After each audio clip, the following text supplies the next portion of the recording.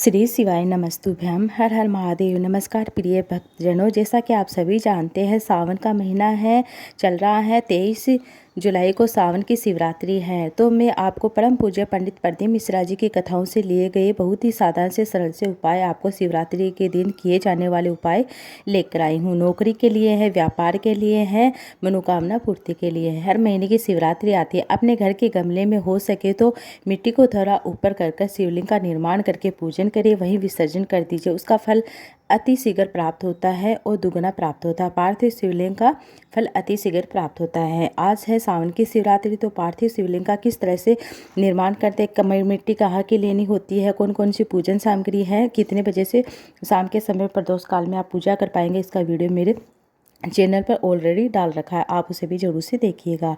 अब मैं आपको दूसरा उपाय बताने जा रही हूँ। नौकरी के लिए उपाय है। 5 अमी पत्तर लेने हैं, 5 बेल पत्तर लेने हैं, 5 हरे मूंग के दाने लेने हैं और 5 सफ़ेद फूल लेने हैं। 1 लोटा जल लेना है। शिवलिंग पर समर्पित कर दीजिए। अपना नाम और गोत्र बोलकर जिस एग्जाम में आप बैठकर उसका भी स्मरण करते हो, उसका भी मन में नाम लेते हुए आप वह 1 लोटा जल 5 समी पत्तर चढ़ा दीजिए, फिर 5 बेल पत्तर चढ़ा दीजिए, फिर 5 हरे के मूंग के दाने चढ़ा दीजिए, फिर 5 सफ़ेद फूल चढ़ा दीजिए और बाबा से झोली पसार कर निवेदन कीजिएगा। इस तरह से आप ये उपाय जरूर करके देखिएगा। अब दूसरा उपाय है व्यापार के लिए उपाय है। व्यापार नहीं चल रहा है तो आप ये उपाय ज़रूर से करके देखिएगा।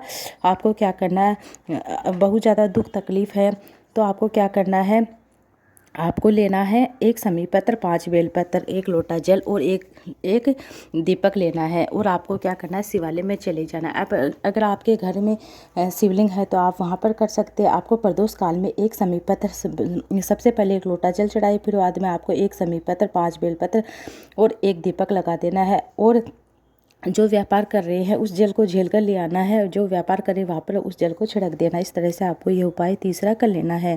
अब चौथा उपाय है 1 समी पत्र, 1 धतूरा, 1 अक्षत, 1 सफ़ेद फूल, 1 बेलपत्र।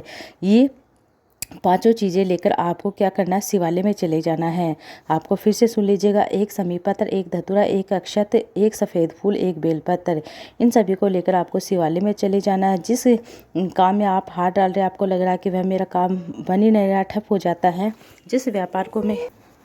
जिस व्यापार में आप हाथ डाल रहे हो वह व्यापार आपका चल ही नहीं रहा, तो आपको इस तरह से उपाय कर लेना है। दुनिया के पास सुख आता है, उसके बाद आपको सुख की अनुभूति होती है। सब राहें बंद हो गई है। शिवरात्रि के दिन त्रिपुरारी महादेव का स्मरण करते हुए आपको ये 5 चीज़ें चढ़ा देनी है। 5 चीज़ें पूर्ण होनी चाहिए, इस बात को आपको ध्यान रखना है।